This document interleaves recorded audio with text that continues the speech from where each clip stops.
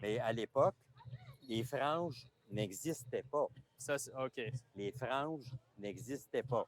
Donc, ça, c'est relativement moderne? C'est venu, non, ancien, mais l'évolution.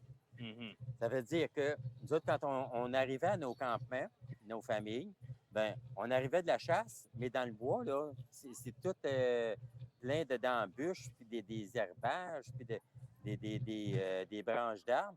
C'est qu'on arrivait au campement pour rejoindre nos familles, on avait toutes les jambes déchirées. OK. Bon, ben là, nos femmes, ils se sont dit, on va vous protéger des jambes.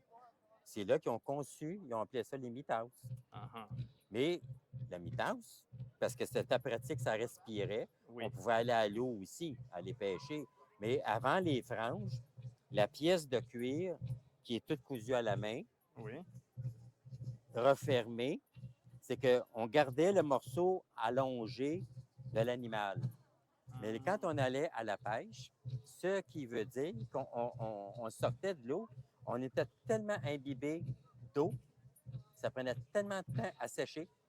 Bien là, nos femmes, ils ont eu comme une inspiration. Ils ont dit, on va faire des coupures, des franges pour que ça s'écoule. OK. Ça a fonctionné. Après ça, quand l'homme blanc est arrivé, admettons, nos alliés, parce que nous autres, on était alliés des soldats français, bon, ben, là, ils ont dit, ben, on a d'autres choses. À place d'avoir du cuir, on a des lainages. C'est qu'on on a commencé à faire les taillages avec des pièces de lainage. Bon, ben là, c'est encore plus pratique que le cuir. Ça séchait encore plus vite. OK. Bon, ben, tu sais, il y a une partie de l'histoire, puis qui fait dire, ben, l'évolution